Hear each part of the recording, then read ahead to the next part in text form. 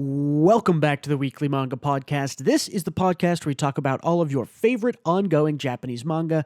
This week we'll be covering the controversial ending of Oshi no Ko, giving our deep dive opinions on that one. We're also going to be covering the new series from We Never Learn author Taishi Tsutsui, Sid Craft, Love is a Mystery. And we'll finish off with some cute and fun Mane Mane Nichi Nichi. All that manga news and more coming right up.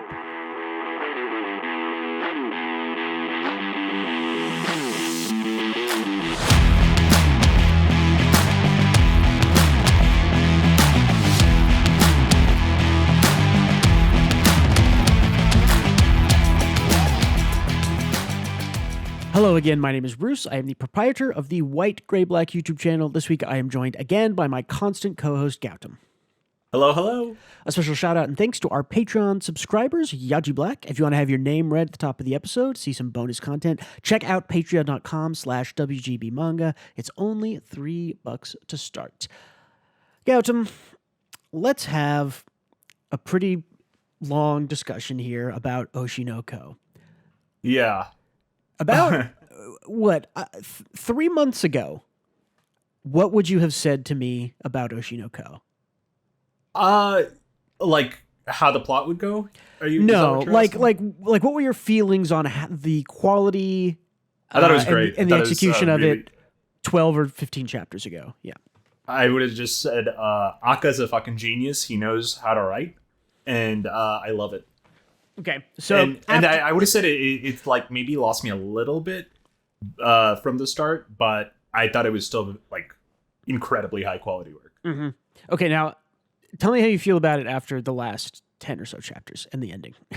I'm confused as to what happened. Like, did something happen to him? Did he burn out really hard, really fast? Like, what happened? That's the thing is that usually, yeah, I don't know. I mean, I guess we'll preface this with saying that I think the ending of Oshi no Ko is bad. Like that was terrible. That was terrible. Like for reference, we both thought that the end, like the last, 20 or so chapters of Kaguya-sama, right? Akasaka's last work.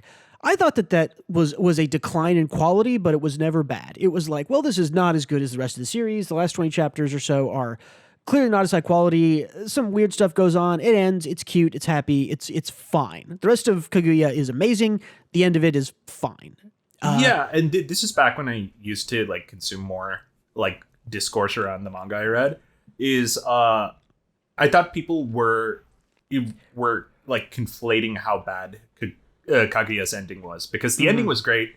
The final arc was a little weaker than the rest of like Aka's stuff, but it was still good.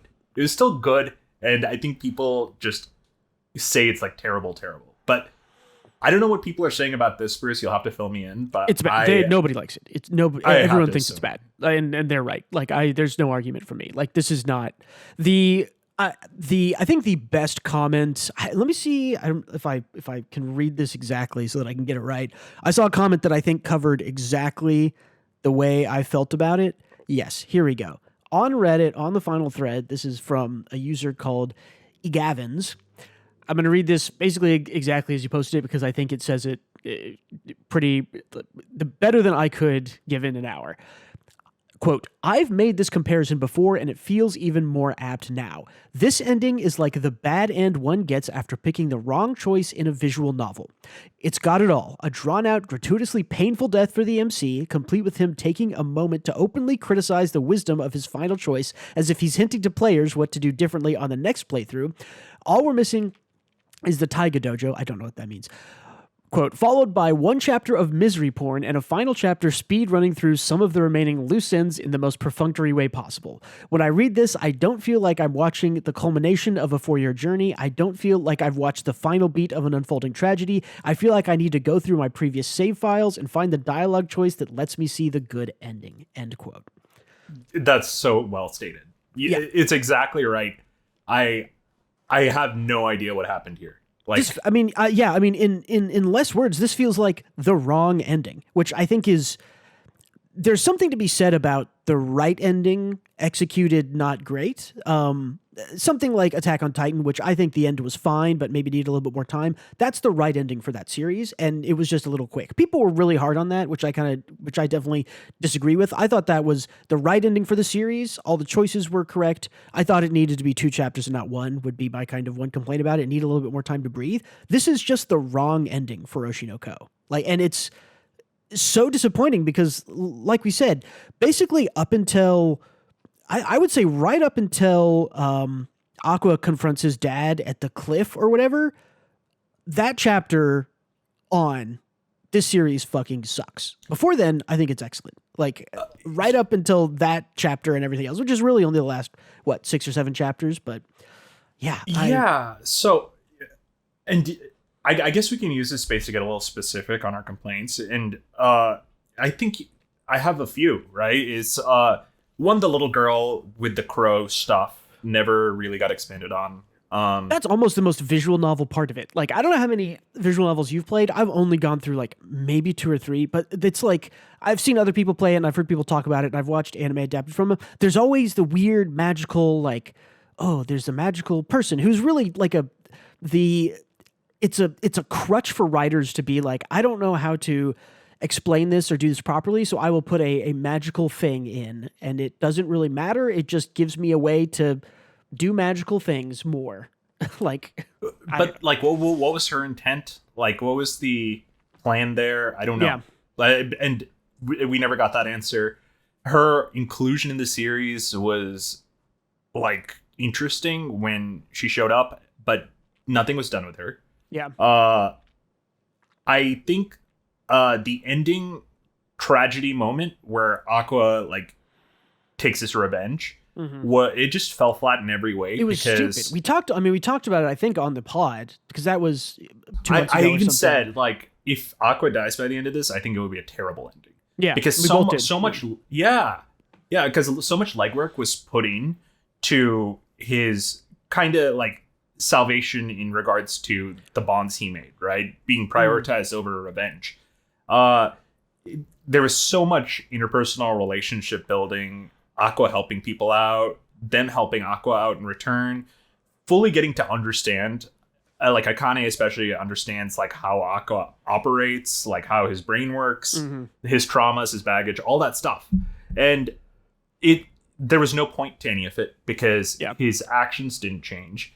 And the annoying part is that he was shown to be growing from these experiences he's had with other people. Yeah. When in actuality, and it never said anything about him staying I never got the vibe that he's staying the course, intent on revenge at all costs and disregarding his interpersonal relationships. He cared about them. He cared about them, and it was given screen time. And it was only given screen time because it sets itself up for an ending where he realizes that this is not the play, Yeah. Well, and I think you're exactly right. And to reinforce your point, I think that that moment, those couple of chapters specifically with Aqua and his dad on the cliffside, could be redeemed by one simple choice, which is that Aqua can get there, say he's out for revenge, do damage to both of them.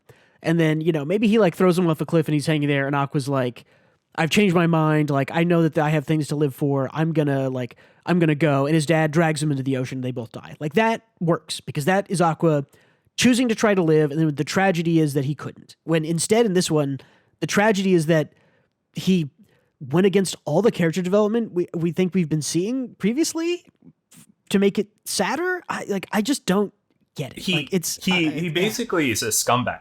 And I'm not saying he's a scumbag in that he chose to kill this guy and sacrifice the happiness of all of the people who loved him. Yeah. Because clearly the screen time spent on his interpersonal relationships were meaningless to him. Because he went ahead and did it anyway. I don't know. That just, it feels like a slap on the face. Yeah. Well, and there was no, and that's the thing that kind of bothers me most is that there was no all because you like you mentioned, all of the sort of personal relationship things he's developed, all of the caring he's done for Bikomachi and his sister and all the other girls and people that he's been involved with and helped out. In the moment that he kills himself and his dad, he doesn't think about that at all. He like says one thing where it's like, no, if I live, Ruby will be shunned and I can't have that. There's no like, I wish I didn't have to do this. I wish it didn't have to be this way. I love all these people, but this is the only way. I have to do it like this. There was none of that, which like, again, all these little writing changes make big differences. Instead, he's just like, got to be like this. And then he does it, the stupid thing we talked about last time where he cuts himself first and then jumps with his dad off the cliff, which is like, bro, come on. And then the final chapter is just, and then they all moved on with their lives. Yeah, I mean, sucked. We can click through it real quick because there's some specific complaints I have about this final chapter, which again feels like the kind of visual novel ending you get at the end where it says fucking try again. Like it does not feel like a the end thing. Like yeah, because it wraps everything up so unsatisfyingly. And it just speed runs. It's just like Ruby was very sad that Aqua died. But she could lie about it and keep going. But we chose to live. It's like yeah, like not to, I don't want to, I don't even know how to explain this. Most people choose to live, I guess is what I will say. That's not an uncommon thing to choose, even when you are sad, right? Like I think this we chose to live, just to give Akka some credit with this terrible ending, is more so, it's like we continued onwards without wallowing in depression. Yeah. But still it's lame.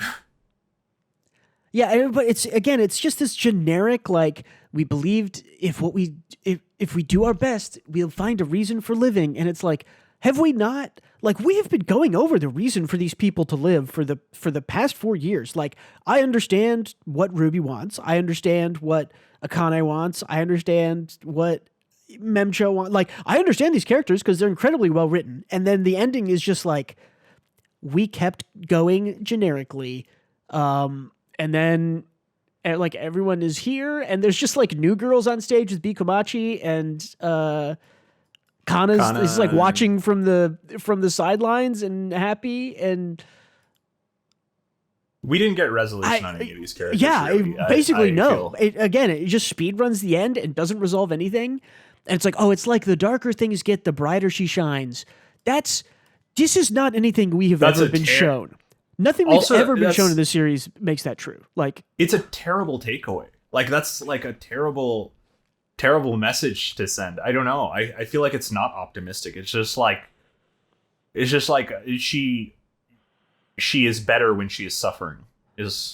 Yeah, which is a weird, and like I kind of get the mirroring of their mom here, of Ai, where like she was also clearly one of these people who was like deeply pained and very troubled, and her life was very dark, and she brought smiles to all of these people, like including Aqua and Ruby in their past lives and current lives. Like, so but Ruby's get arc that. was being different from her mom, you know? Yeah. Well, and doesn't she say in one of the chapters before this, Ruby's like, I'm going to be different from my mom? Like, doesn't she say that directly? So like 100%. Yeah. Yeah. I mean, that just doesn't happen. Like, you just don't see that at all. She's just like, I'd be different from my mom. And then this is basically the next thing we get her doing. Like, I don't know. It's fucking... Yeah, because her brother killed himself. I don't know why he did that. Yeah. Like, Aqua, what the fuck, man? I don't know. Like, and the weird thing is, I feel like normally if you were to blame something like this on burnout, you normally see burnout appear sort of like, oh, that arc wasn't as good. And then it'll be like, oh, the next arc kind of was a little bit worse. And then you're like, oh, maybe there's one good arc. And then, oh, it gets worse again. I mean, like we've seen like Horikoshi with My Hero, right? Like the first half of, like we talked about this when it ended earlier in the year, right? The first half of My Hero Academia is fucking great. And then it slowly gets worse and worse. Like that to me feels like a burnout, backsliding, bad ending. This is I could see the burnout for Horikoshi happening in real time. Yeah, but for sure. I couldn't see it here. But this is just, we get to the last 6 or 7 chapters and it's just suddenly bad. Like because legitimately, I mean, I think we talked about it. I guess it would maybe be the start of this year. The chapter where Aqua and Ruby confront their dad in the room and show him like the videos and the stuff of Ai being like, oh no, I really loved him, but I felt like I had to protect him, and that's why I pushed him away, and that's the reason that he ended up, sending the guy to kill her. Like, that's one of the best chapters I've read this year. Like, I it should have ended there with a public execution. The public execution would have been a great, like, even with like no resolution again, like if that was the end, that's kind of like fucking awesome. Like, and when we say public execution, we mean like their social status being like in shambles and put in jail like that. I feel like that's a natural, like that's the perfect revenge for Oshinoko. This is, I don't know, this just threw everything Aka built in this series out the window. It's so sad because this was, if this ended well, this is going to go down as like, oh yeah, that's one of those series everybody's got to read. Like, it's just, it's great. It's a super good critique of, Japanese media culture, from every angle. It's interesting, it's cool, and then the end is just like, not worth it. Don't read it. Like, it sucks, but it's that bad, right? Like, if this was just like a mediocre ending, but like this ending, like, maybe it doesn't erase all of the good work in it, but it feels really bad in the week that it happened to talk about it and be like, man, it was so good for 3 years and 9 months. You know what sucks is that I think it does erase all the good work in it, in my eyes. Because clearly these characters were all just dumpstered at the end, right? Like, I don't think I'll think back on Kaguya fondly every now and again. I think back and I'm like, oh, that's a goated romance series. Yeah, I will probably never think about Oshinoko. I will think about it and I'll be like, man, that ending is what I'll think about. All I'll think about is how bad the ending was. Like, I know, man, that's a shame. I hope, man, it sucks because I hope the anime changes something. That's everyone's hopes. It never happens. I know. There's a double-edged sword of people. We went through years and years of anime changing endings and people hating it, and so now anime, I think, is very much locked into adapting manga pretty straightforward as far as the story goes. And I think it's a double-edged sword because sometimes manga that are adapted are not very good, and you need to make changes to make them better. I don't know. And then we get, like the lamest last 3 pages I've ever seen, where it's just like, it's an incredibly fun job. I'm going for a future that mama, for me, I'm off now. Like, literally I can see the game screen at the end here being like, try again. Like, you got ending B. Like, this is, I don't know. I think I can forgive like not using the god character that was introduced. That's fine, whatever. Yeah. I think the biggest sin though was just throwing away all of the character development for everyone. Yeah, for sure. Because you're absolutely right that, and we talked about this for years. I mean, we've been doing this podcast for 2 years, and every time we've brought up Oshinoko, we've talked about how like the trajectory for Aqua seems to be that he thinks he's all about revenge, but he's developing emotional connections. He's helping people out. He's seeing how positive that is for him and beautiful and stuff. And so we think that he's going to be, he'll get to the end. He'll think that he needs to take revenge, and he'll make the choice. He would either make the choice to say, no, I have other things to live for. I'm not going to only seek revenge, or he will try and then fail. And that's the tragedy, right? Like which is classic, but I don't know. I think this is a series ending that punishes the reader for their investment in the series. Yeah. Is how it feels. I think that's why it feels so inherently unsatisfying. It's like, it punishes you for paying attention and having ideas on how this goes, because it's like you do amazing work all year, and for your final paper you just phone it in for a C. Yeah. I don't know. Well, I mean, especially for us, and I guess I'll only speak for myself. Like, for me especially, the thing that I really like about stories in general are like characters, and like I've mentioned that before. Like, characters are the prime thing that I look at. Yeah, well, and the thing that feels so bad about Oshinoko is that, again, like you mentioned, I'm invested in these characters, but also I'm thinking about like, oh, like I know I've read enough stories. I know where it looks like these are going. Am I going to be surprised at the end by where they resolve, or is it going to be classic, or classic with a twist, or what's going to be different? How are they going to all resolve? And you're really curious about all these things because following characters on a journey for 4 years. Yeah, you want to know where they end up, where they go, how their arcs resolve. And to be honest, Oshinoko resolved exactly one character's arc, and it was Aqua's, and it was bad. And so, like, none of the other characters got a resolution. Like, they all are left in suspense, which is so unsatisfying. And Aqua's arc sucked. Exactly. It was a bad ending. do you like? That's why I'm like curious if something happened. Like, because it feels like it did. It's so bafflingly different in the quality of Akka's writing. Yeah, right? and you can't even, and like here's what people are gonna say that I'm gonna push back against. People are gonna say, "Oh, Akka can't write an ending." I wholeheartedly disagree with that because Akka has shown time and time again that for specific arcs, he knows how to resolve those. He knows how to resolve character stuff in Kaguya, right? All the stuff with Ishigami, like every arc with Ishigami, and it resolved in a satisfying way. Character growths reached a resolution. Maybe not a full character resolution, but individual problems are resolved.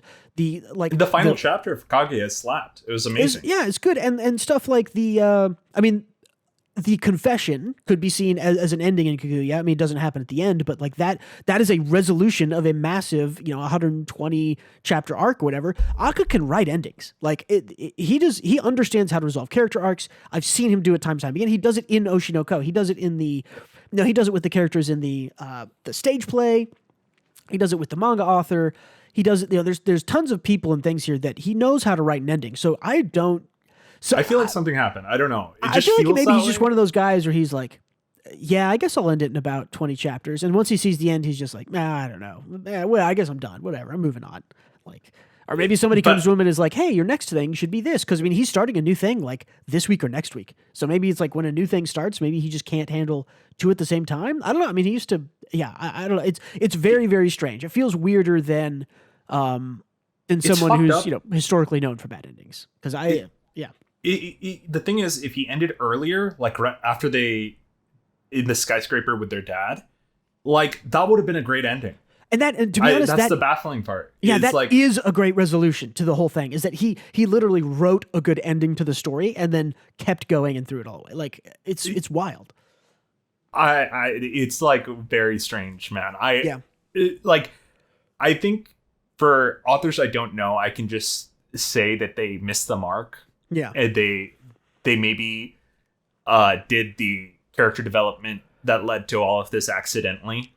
And they were just good at that and they didn't know how to end it. But I struggle to use that same excuse with Akka because I've been reading his stuff for a while and I think he's very intelligent. But maybe he just did shit the bed. Who knows? But it feels like, I don't know, something happened. Maybe. Well, and the other thing is we haven't really mentioned Mengo Yokoyari, the artist.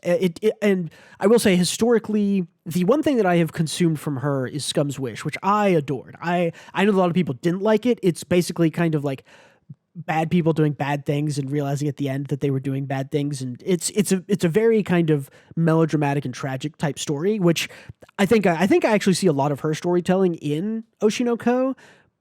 But also, Scum's Wish ends really like satisfyingly. Like it isn't necessarily a positive ending, but it ends in a way that you go, okay, everyone has reached a place and is moving on and is, they're going to be better for it, even if they're not better now. And I don't even think that if Akka had just like handed Mengo Yokoyari the scripts and said, write an ending for this, that I think she would have done better. Like, I don't know. I wish the theme that wasn't the through line through Oshi no Ko, it was that, like the people around you can't get rid of the trauma, but they can help you through it, and slowly and surely you will heal over time. And it's a tough and long process, but it'll happen. And then the conclusion being, actually it can't. And your suffering makes you a better performer on the stage. So maybe that's... Yeah. Well, and the like, other... What are you talking about? That kind of ties into what I think the other big theme is, which is this idea of sort of lying to other people to lift them up when you yourself are suffering, and how that affects you and is actually maybe not the right thing to do, even though it seems positive.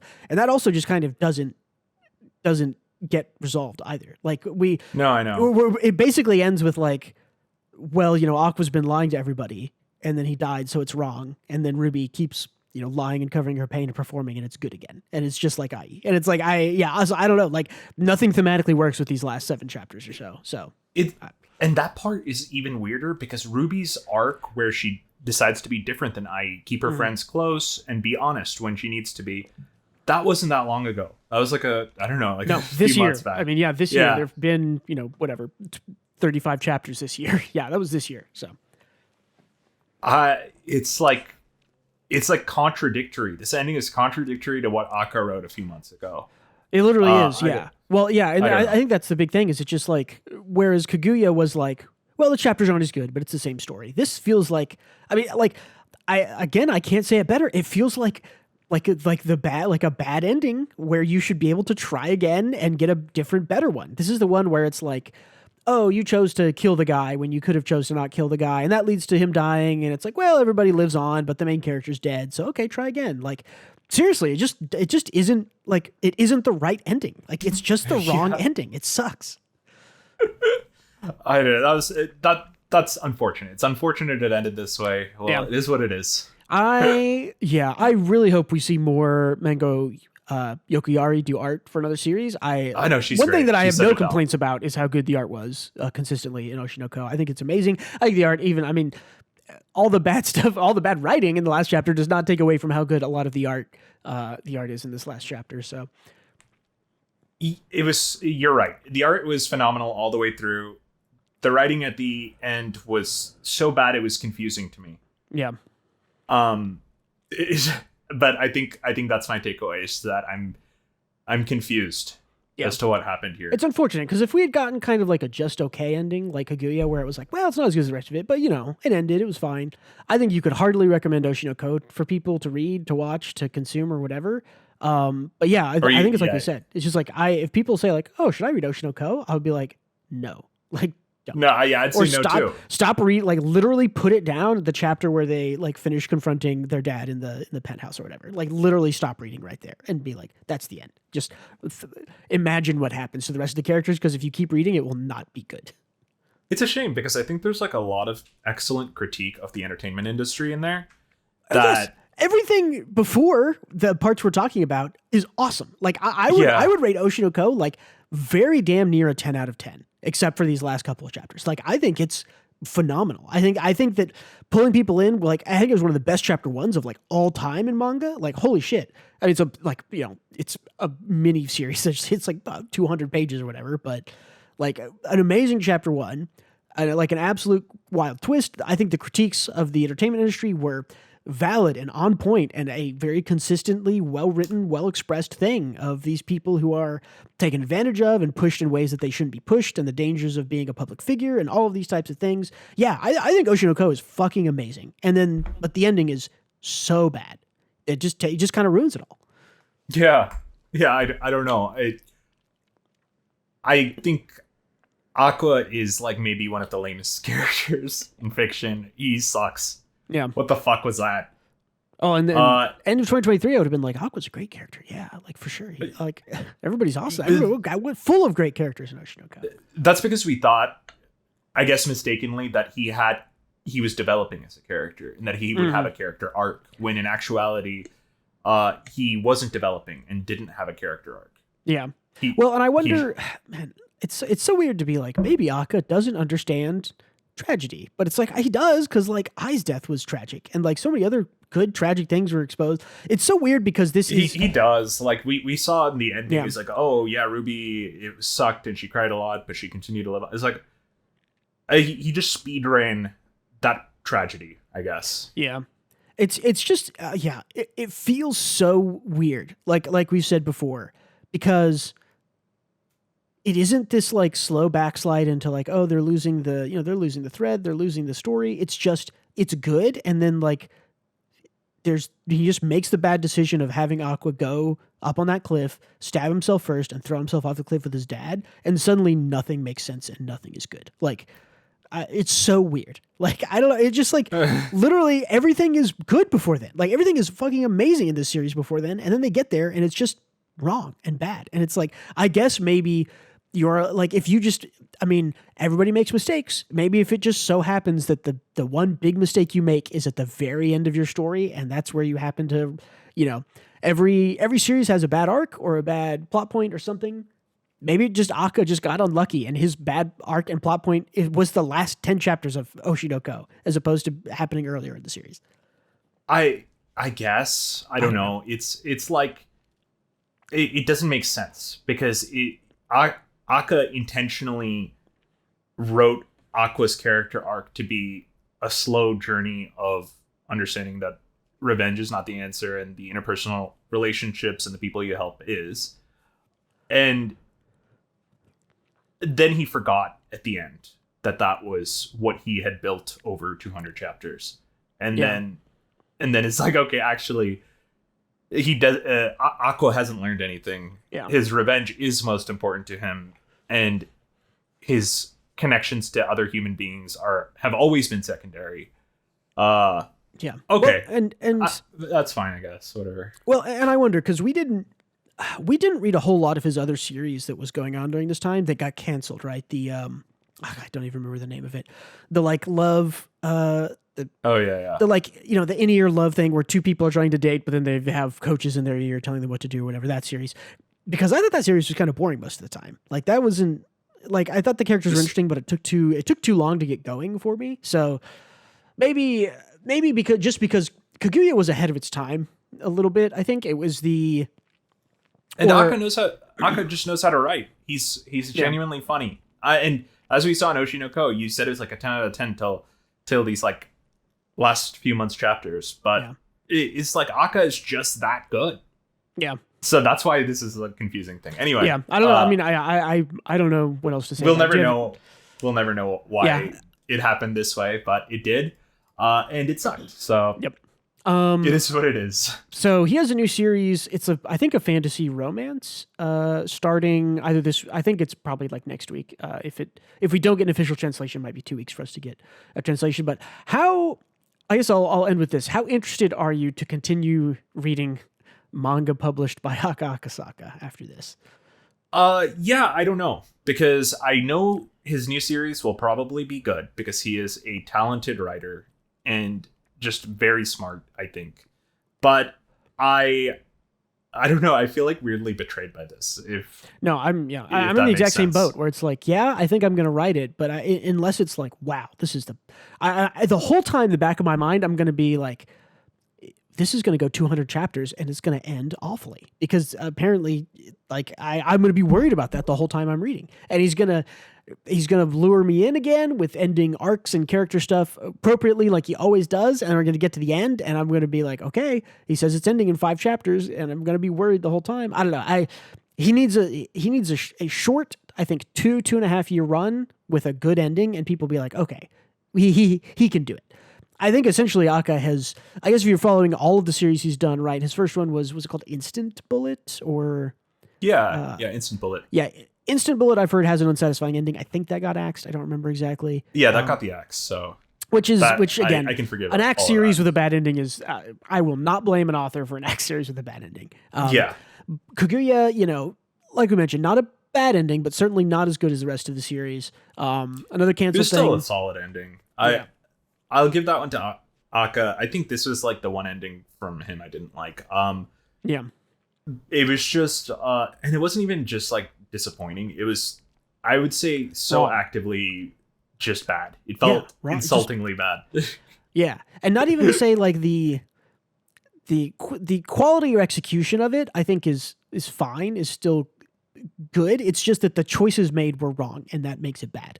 I don't even think the execution of it was good, because we speedran all of the characters' emotions in the final chapter. It feels similar to like the last season of Game of Thrones, right? Where it's sort of like, well, I can see how the decisions were like, yeah, I guess that's where the characters were going, but they just like did them, and then like you just get to the last episode and you're like, oh, who's got a better story than Bran the Broken or whatever? What happened to Jaime's arc throughout of growing as a person? Yeah, I mean, is how I feel about Oshi no Ko. Is like, what happened to Aqua's arc? Sure. That's a really good comparison, actually. Yeah, if you're familiar with Game of Thrones and you're listening, I think that Aqua and Jaime basically have kind of the same failing, where the author for years and years kind of set up them, growing and being a different person. And at the very end, they're like, no, they're not a different person. They're who they always were, and it means they die. So spoilers. And they die together with their family, I guess. I don't know. All right, we gotta stop. All right, let's get out of here. Let's get the fuck out of here. We gotta stop talking about this. Oshi no Ko sucks. Don't read it. It's bad. Maybe the anime will say we're gonna do an anime original ending, and everybody like, oh shit, we gotta watch now. Let's talk about a new series, Weekly Shonen Jump. We pretty much always cover the Weekly Shonen Jump new series, unless they're just pretty awful. This is Sid Craft. Love is a Mystery by Taishi. Tsutsui. This is the author of We Never Learn, which was, I think, decently popular back in the day. Maybe not. Yeah, it was quite popular. Yeah. So we'll just go through the chapter. It's, I don't want to say it's generic. It's predictable, I guess I would say. We are introduced to the great detective, Sid Kraft. I liked it. I like this one. He is a good main character, I will say. I have some complaints about it. We'll get to at the end, but I do think that the main character has a funny gimmick. It's a funny thing. He works for me. So yeah. I guess I have overall thoughts of what I liked about it, but we'll just go through the chapter and we'll get there at the end. We're also introduced to the Inspector Souffle Flamberry. Flamberry, which basically, we sort of get that he's this Sherlock Holmes type. He's a Sherlock Holmes type who can, look at a scene, figure out what the mystery is, blah, blah, blah. Listen, dude, I can buy Sid Kraft as a name. Yeah. But Souffle Flamberry, that's wild. Dragon Ball did irreparable harm to the names of characters. This is, I directly blame Toriyama for this. This is Toriyama's fault. This right here. But... okay, so surely, since this is a romance manga, Souffle Flamberry is one of the love interests, but let me call it from the first page she's introduced, she has no chance with that kind of name. You don't think? No, her name is Souffle Flamberry. She's a joke. Potential. Yeah. I don't... Right? So, you can't say Sid X Souffle in the final rankings 200 chapters in. If you're thinking of a shipping name, I think Sid Flay that's a good ship name. So maybe, I don't know, maybe it works. Sid Flay from Craftberry. Sid Flay Craftberry, the ship name. You got it. You heard it here first. It's a mouthful, but okay, we can keep going. Essentially you get that she's kind of she's a little frustrated that he always solves a thing. She's like, I'm going to solve him next time. He figures out that a woman whose husband was killed, I think, or something, was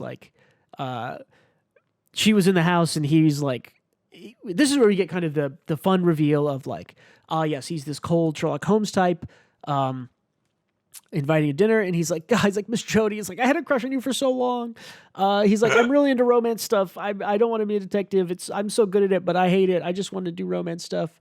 Being a detective is an occupational choice. It's fate. I love that the fate angle because this is true of the Hercule Poirot's and the Sherlock Holmes of the time. The murder just happens while they're around a lot. Mm-hmm. Yeah. I mean, that's, yeah. It is. I'm glad that they just explicitly said it's fate. It's not a choice. It just happens around you. It's in your blood for whatever reason. Yeah. The mystery genre. Yeah, I mean, it's kind of a meta joke, right? Of if you're writing Sherlock Holmes, you're writing a mystery guy who solves murders. It's a murder's going to happen, and it's not. The characters don't have a will of their own. It's fate. It's got to happen. So. Yeah, exactly. It's an innocent train ride always ends up with a dead body in it, right? Yeah, for sure. It's stuff like that. As long as there's a detective on board. Yeah, exactly. But we get kind of a flashback to his family, who I guess are also both detectives. He's like, I hate bloody scary cases. I don't want to be a detective. It's like, you have no choice, son. Because great detectives are fated to attract cases, la la la. Basically, they're like, if we make him a great detective, he will generate work for himself through this weird magical fate of murders happen around great detectives. And I think it's what they're saying is he has detective blood in his veins. So yeah, basically. It's going to happen anyway, so you might as well solve them. You might as well be good at it and make a living from it, yeah. We get a little bit of his first love, which this is a little bit of foreshadowing for later in the chapter. Her parents murdered, adopted by distant relatives. Best friend in school joined drug trafficking. Tutor he respected killed somebody.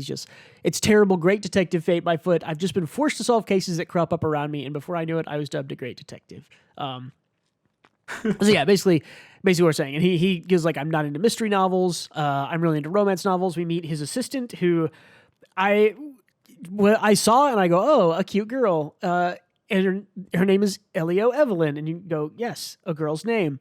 And then was this supposed to be a fake out? I think I just think it's one of these very I think it's a joke that, oh, he's a master detective, but he's oblivious to His assistant is a girl, and he thinks he's a boy for some reason. We don't really know why. Does he think that? Does he think that this is a guy?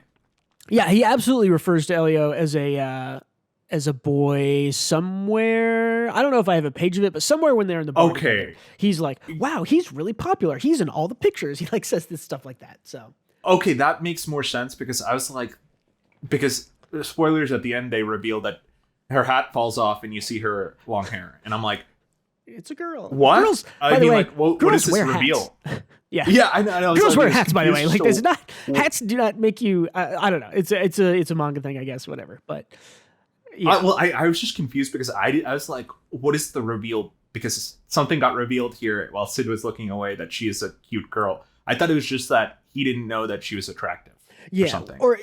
And it's also one of those things where, you know, I was reading it and I was like, oh, okay, they want me to think it's a boy, sure. Like, whatever, it's a boy. Like, it's manga, you know, boys can look like girls, girls look like boys. It doesn't, you know, that's not super big deal. And they at the end, they're like, oh, psych, it was a girl pretending to be a boy. And I was like, yeah, I was the same as you. I was like, what was the point of that? Like, why, as a reader, it does not affect me. I think the joke is going to be that we as readers all knew that it was a girl, but the master detective couldn't figure it out and can't. And maybe there's more jokes in there somewhere, but I don't know. That doesn't make any sense, but okay, yeah, not a whole lot, I'll buy it. But yeah. Anyways, we continue. They go to this bar together. Detective Sid Craft and Elio Evelyn, the boy. And they meet Limery Rose, who is proprietor of pub. They sort of drink with her. She's very kind of forward and romantic a little bit with the thing. And then Inspector Flomberry shows up and is like, there's been another murder. And he's like, I was flirting. How could again, I think the main character of this is actually pretty good.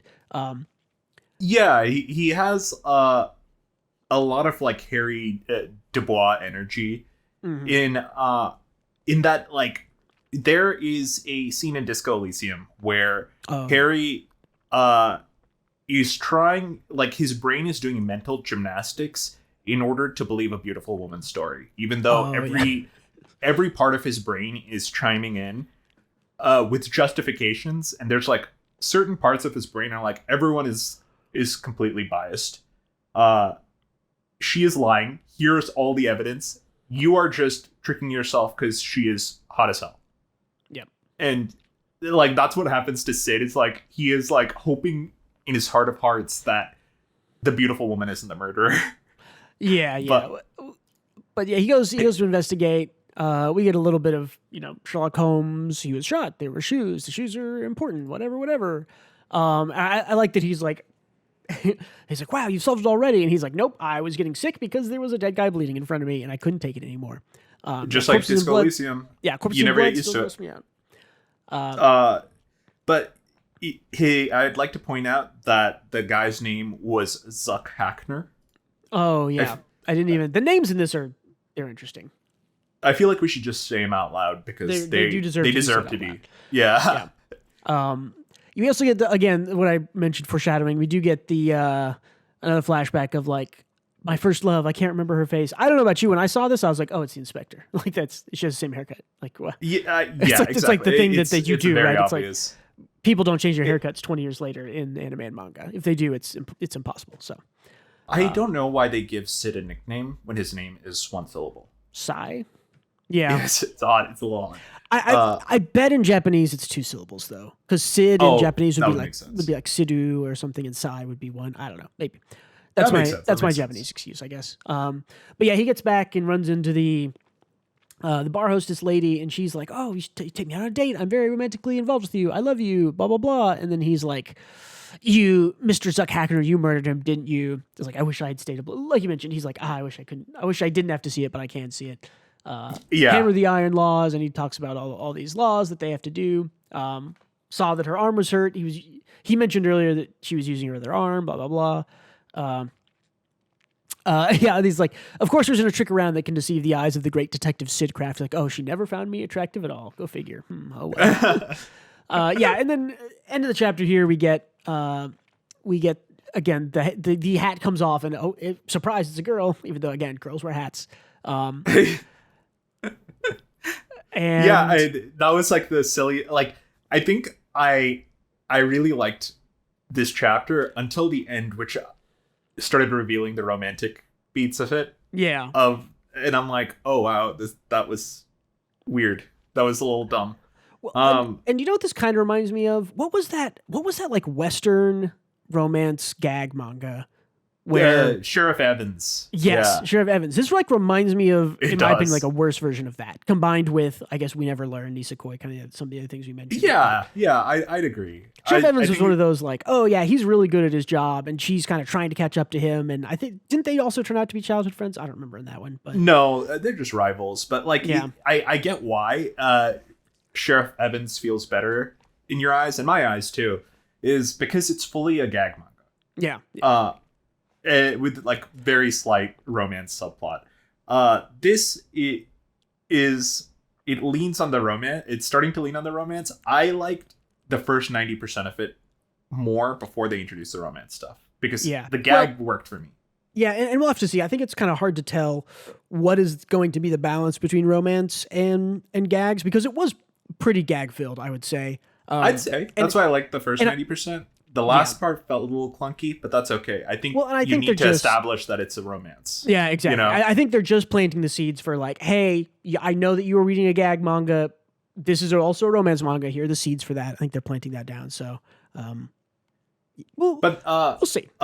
Detective Flamberries, she's the childhood friend who made a promise with Sid when they were kids to be great detectives together.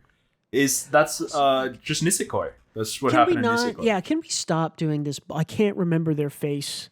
His nickname was Sai. Like, come on. Like, what is it with people's memory in Japan that they make childhood friends and then they turn 18 and they're like, I've forgotten the face and haircut of every person I knew before I was age 11. And it just like, it's this, I don't know, it's just such contrived drama of like, it is the like amnesia crutch, but for romance manga, right? Like, the amnesia thing of like, oh, I don't like, I just want a character to start from scratch in his story, so I'll give him amnesia and they'll learn that way. It's like, that is a crutch. People have used that for ages. It's, I would argue, not a good writing technique anymore. I would highly encourage people to not do amnesia stories at all. People, it's a crutch that's unrealistic, and this is the same way. It's a crutch to be like, they were my childhood friend, but I don't remember them. Like, at least I will give props here to Negi Haruba, who wrote Quintessential Quintuplets.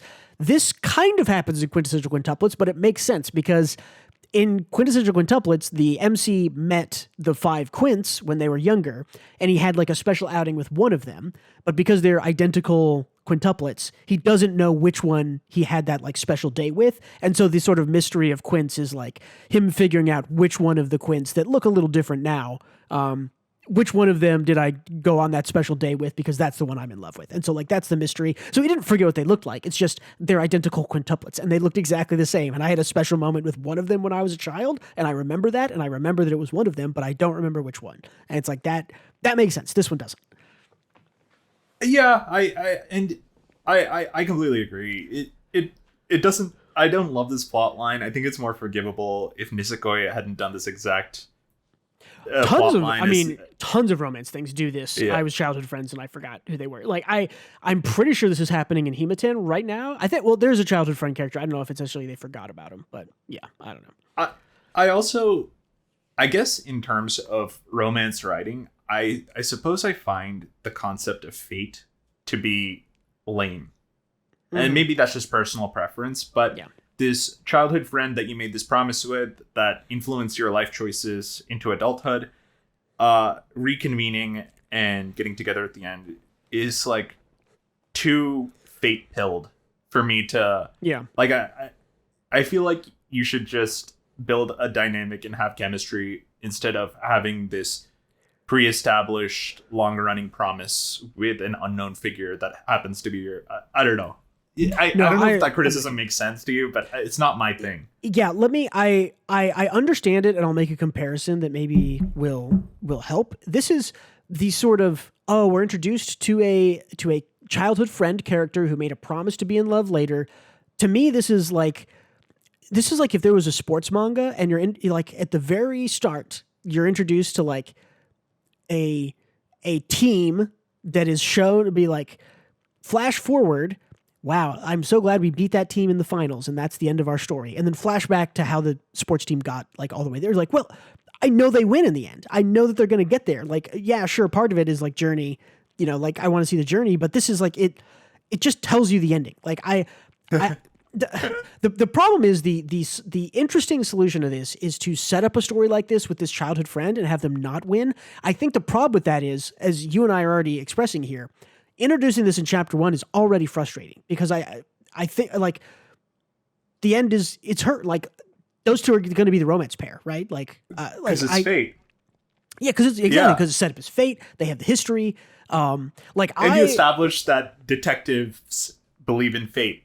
And it's true. It's real. It's real because in this universe. But I like to say we harped on this for a bit. Don't take this as criticism for the chapter. We're just complaining about a romance manga trope. This is such a minor gripe. It's full of them, though. I mean, to give kind of, I guess, like final thoughts, like this doesn't make it, I don't think, in Weekly Shonen Jump. I mean, I think it's fine. On the back of Himaten, which I think we're seeing is pretty like decently successful. Like I think it got a reprint of volume 1, and that's a very, again, sort of generic across the plate. Like Himaten is just fucking Nisekoi again, right? Like, but it's been 5 or how many years has it been since Nisekoi ended? Like maybe 6 or 7 years. It's been a while. But like Weekly Shonen Jump could use another like Nisekoi, right? And this one, I think, is not as good as Himaten. Like, and I didn't think Himaten was like exceptional or anything. I thought it was okay. I just don't see this one catching on. I don't know. I'm not sure. It wasn't like super funny. It wasn't like, wow, this is actually laugh out loud funny. It was like kind of cute romance tropes we've seen before.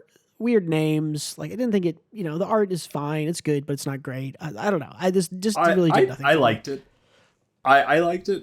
I'd say way more than you probably, but I am also a fan of the mystery genre, so a lot of the meta in-jokes worked probably even better for me. I thought they were like a little bit extra funny. But I wonder how it feels to like someone who's not a huge mystery fan. Yeah. Or like romance. Like if you read a lot of romance, which I don't know if I read more romance than you or not. I enjoy romance a lot. Like maybe a little bit more of the kind of like generic romance stuff, but I don't know. This just feels like I've read this before. Like the only thing really interesting and different about this is like it's Sherlock Holmes who likes romance novels, but everything else about it is like the childhood friend. They already know each other. Like I guess they're not in high school, thank God. Like I'll give it bonus points for that. But yeah, I don't know. I guess I just wasn't thinking about the romance aspect of it. So like I think it's like the non-romance stuff works, and I like him striking out with beautiful women who end up being like suspects or criminals. Or, if that's the gag every time, that's a good gag. If it's like, oh, he meets a beautiful woman and maybe she's into me, and then she's the murderer. Like if that's the gag every time, maybe that's fun. But I don't know. It just doesn't. I just don't think that this is going to strike a chord with everyone, with enough people to keep it going for very long. But I don't know. I could be wrong. We'll see. It will strike a chord with me if it continues the ratio of mystery, gag mystery to romance. Because this was about like, this is 90-10. I think it should be 80-20. Mm-hmm. Like 80% mystery, gag, comedy, and then 20% romance.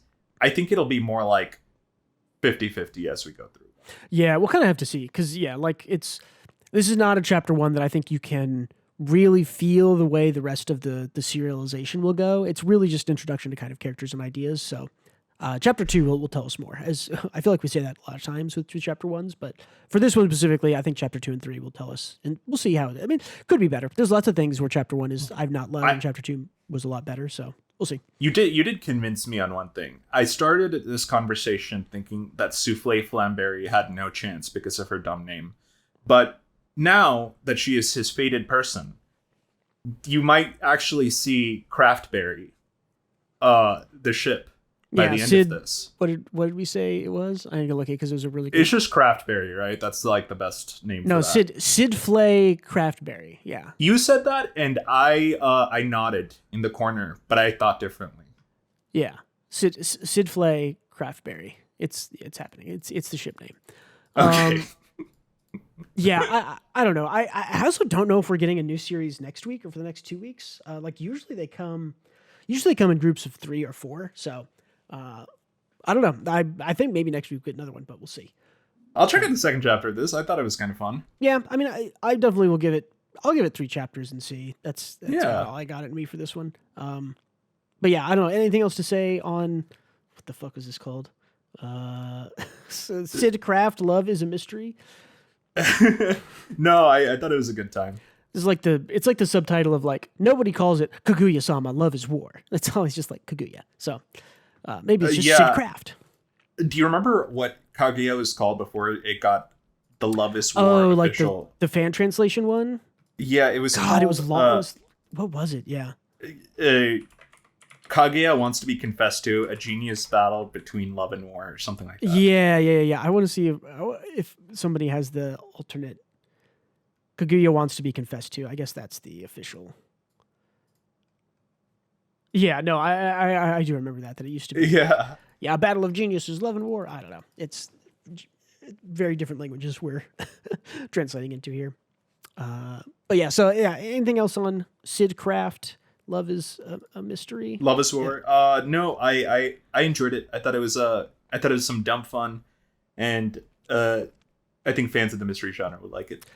Yeah, I don't. I thought it was bad. So fair enough. Okay, let's talk about our last thing. Is pretty quick here. This is Mane Mane Nichi by Yamamoto Souichirou, previous author of Teasing Master Takagi-san and other large four-headed girls gag manga.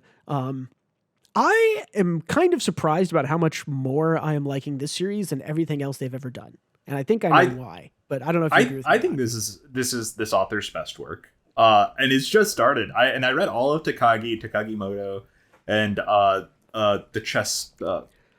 When will I make his move? I like the chess one. I think the most. But, yeah, so it was pretty good. I think this is the best one. I think I do too. Do you know why?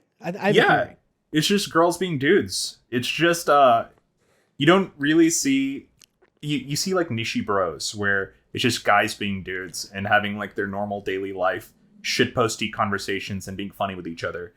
This is like that for chicks. Yeah. And I really like that. It feels like a Seinfeld episode. Yeah, I think it's even simpler than that, but it's basically the same. I think this is better because it's only girls. Like, and I think that in basically every other series of Yamamoto Souichirou that I've read, the girls are the interesting characters and the guys are pretty boring and flat. And so this character is just 3 girls and no guys, and that makes it way better. Like, there's just no guys, and the romance is like with a faceless dude who doesn't matter. And so it's just 3 girls, and that makes it better. The guy just like, he can write girls better and more fun, and the guys are boring in this series, or her series. I actually don't know if they're male or female, but yeah, I think like because it's just girls, it's 3 times better than if it was a girl and a boy interacting in their other series. I am also forgetting the black-haired girl's name, but I think she is like my favorite character that he has written. Yeah, she's great. I like them all. I think I said this to you when we were talking earlier in DMs or something. They're all 3 of these girls are like a different kind of stupid, and it makes for fun situations where like, yeah, the black-haired girl is like really enthusiastic and trying really hard, but she's just dumb. Like she's like just an idiot, which is fun. Whereas the short fluffy haired girl is like, she seems really cute, but she's like she's a man eater and like very kind of, we learn in this chapter, which is funny, that she's a masochist apparently, right? Yeah, she's like, it's painful to see them work out a lot, and she is getting enjoyment from that. And the brown girl is she is like the most empathetic one, who doesn't talk like needlessly. She's like careful about her word choice and what she says and when she speaks, but she most of the time has a grasp on what's going on, or would if her friends weren't kind of unhinged. Yeah. In a normal situation, she's normal, but she's around 2 unhinged girls, and so she's also unhinged. They're all very likable, I think. I think so too. Yeah, I really like all 3 of them. I think it's great. I thought this was a great funny chapter because they're trying to sort of like match the boys' dedication by doing extra workouts, and they go to 50 sit-ups or whatever, and the fluffy-haired girl is like you didn't go all the way up on 5 of those, so why don't you do 5 more? It's like, and she's like, come on, you got this. He's like, okay, we're gonna do it now. And she's like, it's kind of hard to say, but like, why don't you do 5 more? It's like, that looks so painful. It's like, look at her face. She's being strict, but it's just turning her on. Yeah, I love it. She's like pushing him to do better, and then it's working. Here. And then when they see how horny she is about all of it, they're like, okay, we're done here. It's like that. This ain't happening no more. Yeah, this also has a good. You mentioned Nichi Bros, and I think it also happens in Nichijou and other good kind of group comedies. Is that and this is really a thing in sitcoms. You see this a lot where it's like if you have a storyline with 3 people, like you kind of explore every dynamic of 2v1, right? Like you do 1 and 2 against 3, 2 and 3 against 1, 1 and 3 against 2, and like all of those different dynamics are different and interesting, and that's kind of what we've got here. And we've seen it in the past, right? Where it's like, sometimes it's fluffy hair and the black haired girl against the tan girl. Sometimes it's, tan and black hair against fluffy, like in this chapter. So it's just really like, I don't know, the dynamic, I think it's just like so far, this is, I think, their best work. Just girls. Yeah. Like you mentioned, just 3 girls, and they write girls better, and it's, I don't know. It's just quality. So and it reminds me of Nichi Bros because it's like very much a daily life manga. It's slice of life comedy through and through. Whereas Nichijou does have the girls, but it's like so absurd. It's more sketch comedy I would say, for sure. Yeah, exactly. But I think there's like a market for this, and hopefully it's doing well. Yeah, I think so. I mean, all of their series have done pretty well in the past, so I would assume this is, but I don't know. But yeah, it's also, they're all just stupid, which like that helps. Like, it also just helps that they're all different kinds of dumb, which I think gives it a lot of power. So cool. Anything else you want to say about Mane Nichi? No, I read it every week and I get a kick out of it. I like it. Yeah, it's good, short, light. I like it a lot. No news this week. There were like a couple of anime. There was like a trailer for Sakamoto Days, and Ranger got a season 2, which we're excited about, but nothing super big. Some other stuff got follow-up seasons, but yeah, nothing super big there. So we'll just move on to one more thing. Wait, one thing about Sakamoto Days that I will mention is that I saw a post on Reddit on my feed that said, hey, Japanese user here, why does it seem like Westerners seem really excited for Sakamoto Days, whereas Japanese people didn't like the preview for Sakamoto Days? And everyone was like, wait, Japanese people didn't like it? Why? And they're like, oh, because it doesn't capture the bombastic movements portrayed in the manga. Yeah. I guess I didn't think about, I mean, like, I know we talk about how the anime needs to capture it, and maybe I didn't see the preview they're talking about, but it's like, it's just a preview, right? We don't know. Yeah, and it's going to be difficult. I think the big issue you run into with Sakamoto Days being adapted as an anime is that it's only a high octane like battle manga. Like there is like 1 or 2 chapters of downtime, and every other chapter is action. And but anime, we got Undead Unlock. That's like all action too, right? It has a little bit more downtime and talking, I would say, at least in the parts that I've read. But it's just like the drawing that it's. I don't want to like discredit anyone. Drawing action is not quite as hard as animating action with the studio. So for sure. So the manga is executed exceptionally, and I think making it into an anime and being able to match the kind of quality of all the fights and the quality of the stuff is difficult. It's also, I mean, the thing that Sakamoto Days really excels at is that it's the flow of its action and its paneling and sort of understanding the fight that's going on, even though it's wild and crazy and, pulling in all these interesting ideas, is that like the manga is executed so well and so much better than how a lot of other action manga do it, that like that's its strong point. Like its strong point is not only does it have cool, interesting fights with like diverse, like weird weapons and fighting styles and all that stuff, it's also like exceptionally well executed on. And if you're reading it in panel form, it's amazing. And the thing about animation is that, well, animation should already flow better than panels. It should already have all that stuff. So you kind of have to like it. You're starting from a higher bar and you have to jump even higher for people to be like, oh, this is just as good as the manga, because the manga is so good at doing action and panel and flow. The anime has to be even better at doing flow and action and paneling. And yeah, I mean, like this, the sad fact of the matter is that this probably needs to be Jujutsu Kaisen Season 2 levels of action, like prowess. And it's the preview that I saw did not look like that, but it doesn't mean it'll be bad. Also, the start of the series is a little more contained. So I don't know, like we need One Punch Man season 1 to really do justice to Sakamoto Days. And I don't think we'll get that. And I think the Japanese see that, but I saw some comments also from English people saying like, yeah, I don't know. This doesn't look quite as good as the Sakamoto Days I think it's just too soon to say, right? Because we'll have to wait and see how some of the like pivotal moments are animated. But yeah, I think going in, I think One Punch Man season 1 kind of broke a lot of our brains in that our expectations and just general bar got raised for action series. Well, also, and I mean, like Demon Slayer season 1 and Jujutsu Kaisen season 2, and to be honest, like Fire Force season 1. You want to see some good fucking action like that? Fire Force season 1 fucking rocks. There's a lot of good action, but it's like you get 1 or 2 a year. They're from big studios with a lot of budget, and I don't think Sakamoto Days has that. So we'll see. But yeah, you're right. It's too soon to say. I hope we're just being hasty here, and I hope it ends up being good. I hope it is good too, because I want more people to be into it, because the manga's fucking great. So yeah, for real. Anyway, that's not news. It's just a post I saw. Yeah, no, it's a good thing to talk about. Let's see. This will be my one more thing for this week and one more week. Arcane season 2, part 2. It still rocks. It's still great. They are following classic 3-act structure, and so this was part 2, and so it ended very badly, and people are not complaining online about the story, but complaining about characters and their choices and stuff. But I still loved it. I thought it was great. So wait, let me guess with my archaic League of Legends knowledge. That's Vi, of course. Yep. That's Warwick. Warwick, yeah. Oh yeah, okay. Yep. He turns into a werewolf this season.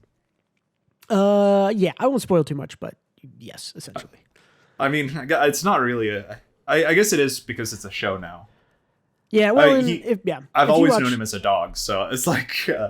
I mean, yeah, he's a werewolf man, but you need to watch it because it's great. It's really good. It's one of Arcane and the Spider-Verse movies are probably the top 2 best animated things I've ever seen. Like, it's I mean, like they're just so good. Like that is like an insanely high bar. The Spider-Verse movies, I'll have to check it out.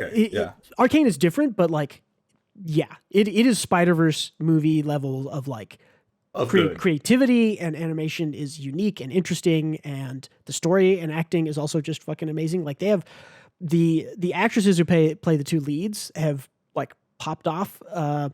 Ella Purnell plays Jinx. She was the lead in the Fallout TV show. She's done a bunch of movies. Oh, yeah. She's Jinx, and then Vi. What a smoke show. Yeah, and then Vi is Haley Steinfeld, who is in like, she was already pretty big when she did this, but she was in like, was it Agents of S.H.I.E.L.D.? Oh no, she was, was it Haley Steinfeld? Haley. It is Haley Steinfeld. She's the girl in the Hawkeye TV show. I don't know if you watched that. I haven't seen anything. I'm looking at her IMDb. I haven't seen anything she's in, really. Okay, yeah, filmography. I'm going to see this. She's, Kate Bishop. There you go. Oh, she was Gwen Stacy in Spider-Man Across the Spider-Verse, so you've seen that. If that tells you how good she actually is at voice acting, which she's really, really good. Oh, yeah. She's great as Gwen. I just haven't seen her filmography, but yeah, that sounds cool. Yeah, but I mean, they're both popping. I just have a bias that lives in me that I don't want to give Riot one, and that's my cross to bear. I should give them one when they make good stuff. If it makes you feel any better, this show is fucking breaking the bank for them. Like I don't know if they actually. I hope in my heart of hearts that they are doing this because they see the artistic value of doing something like this, and they don't care that this series cost $250 million to make. You know what? That's cool. That's cool. You know what? I don't even root against them. Do cool stuff with your money. Yeah. I hope that's why they're doing it, and they're not doing it because like this is great brand investment and we will see a return of more than $250 million over X years. But to be honest, like $250 million on two seasons of a television show that's, how long it's like 12 hours total. $250 million is what like one Marvel movie costs. So I think they're getting a pretty good bang for their buck, to be honest, especially with how many people talk about it and how big the show is. I think your game lives or dies with its relevancy, right? And anything that keeps League in the public eye. I think when you have more money than God, then you should be spending it to ensure your brand is relevant. And it sounds like they're doing that in cool ways with Arcane. I gotta watch it. You really need to watch it. It's so good. But yeah, I mean, I've seen people on Twitter being like, okay, I guess I got to download League of Legends and try it out. And everyone's like, don't do this. So I like, as much as we complain about it, and like as a recovering League player, like I would not recommend anyone play that game. But also, like if this brings in new people, then they're, seeing a monetary gain from it. So yeah, I did think about that. It's like, because this is like a borderline impossible game to get into, like on an island, right? Without friends playing and teaching you the ropes. Yeah. It's like, it is a big ask. So yeah, I wonder how this like bolsters League numbers. I don't know. I'd be curious, but it doesn't matter. The show is good. If they put the writer on this, Christian Link something, if they keep making television shows that are, even if they're like 70 or 80% as good as Arcane, that's worthwhile television. Because Arcane is like, it's really fucking good. Like, it's so good. I could talk. That's about awesome to hear, man. Anyways, tell me, you watched a movie that I thought you had maybe seen before, but you had not. Tell me about it. American Psycho. No. So, I don't know what clicked in my brain. I felt like watching a thriller. So I put on American Psycho. I knew it was memed a little bit. I saw the business card scene, very funny, prior to watching it. And I thought it would be like a little goofy, but like a thriller horror thing. That movie's a comedy. It's just like funny the whole way through. It was like satirical all the way through about how these Wall Street jackasses are just like complete jokes and sociopathic. And like, there's no part of this that was thrilling or scary. It was just funny. I don't know how long severe it's satire. been since you. Yeah, it really is. Like, I don't know how long it's been since you watched this, Bruce, like but 7 or 8 years. But I've seen it I've seen it 3 or 4 times, so I know the movie. It's great. It's great. People forget. Okay, so there's this one scene that I thought was very funny. There's a ton, but like there's one I'll cite is he is like unraveling, and he goes up to an ATM and tries to use it, and it's like not working. And a cat comes up to him and then meows at him. He picks up the cat and pets it a little bit, and the cat's happy and purring. And then he tries to like put it in the ATM. The ATM asks for it, doesn't it? The ATM is like, feed me a cat. And he's like, okay, exactly. Yeah. And the cat doesn't fit, and he gets pissed off at the cat. And then he takes out a gun and points it at the cat's head. An old woman walks out of the bank and says, "Oh my God." He then turns the gun, shoots her, drops the cat, and runs away. And I'm like, that whole scene towards the end where he is like really truly unraveling is like true like satire and goofy. Like, that's the goofiest part of the movie, but it's like, this is a great movie. Yeah, and so afterwards I saw like a fan theory that's like, oh, this wasn't all in his head. This is just how the world treats the 1%. Their consequences have no actions. And I think that was like a really good theory if you disregard the ATM machine asking to be fed a cat. Yeah, it is. So this, I mean, the book was written, I want to say like early 90s. This movie came out in like 90, maybe like 2000, 2001, like late 90s, 2000 era.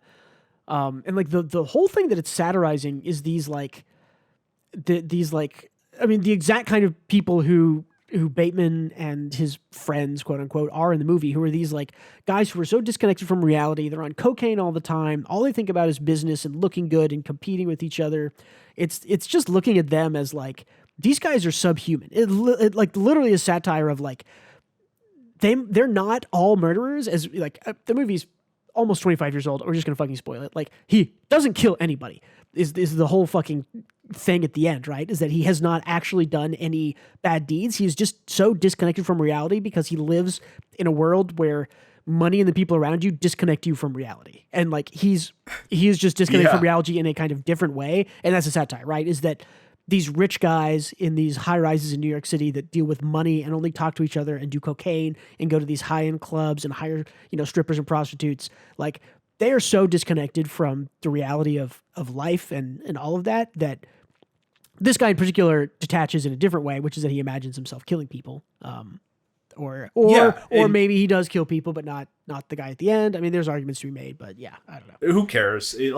Ultimately, it doesn't matter if he killed people or not. The point of the movie is still the same.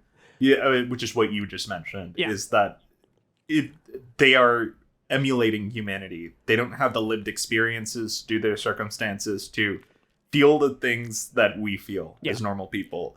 I'll push back a little bit on that because it kind of does matter that in the end he has not actually killed the dude he thinks he has, and it implied that whole night that we mentioned where he killed all those people, that didn't happen. He didn't kill those people. He didn't kill anybody in the movie is kind of the implication. I think that's important because it shows that it isn't that being this rich and disconnected turns you into a murderer. It's that being this rich and disconnected makes you so disconnected from real life that you imagine yourself being a murderer and you think that's fun because and you believe it. Yeah. It's hard to say in a short review thing, but it's an incredible satire film. Like it is one of the greatest, I would say. Like I love it. I love American Psycho.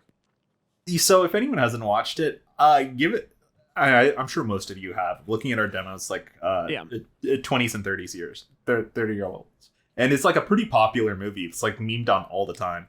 But if you haven't seen it, I go in expecting a good laugh. I don't know. Yeah, it's funny. It's very good. And if you want to see people who completely do not understand why American Psycho was made and what it was about, there is an American Psycho 2 that does not understand it, which is just kind of a slasher. What?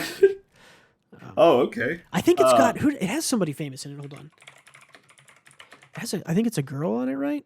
Is Mila Kunis in this? Hold on. That's actually kind of good casting. I don't know why. Yeah, it is. It's Mila Kunis, American Psycho 2. Everything I've heard about this is just like, it's just a slasher horror or like a slasher thriller. And it's like, that's not like American Psycho is bloody, but it's not really that scary. I would say it's not scary at all. But. You can tell that a movie missed a point when you see an 11% on Rotten Tomatoes. Ooh, that's of the first one. Yeah, it's very low. That's low. Okay, cool. Anything else about American Psycho? Nah. Let's get out of here. Hey, thanks everybody for listening or watching. Don't forget to leave us feedback, comments, upvote, thumbs up, all that jazz. Subscribe. Thank you. Check out Twitter, Patreon, which will link in the description. Thank you for being with us yet again this week. Goodbye. And don't forget to read more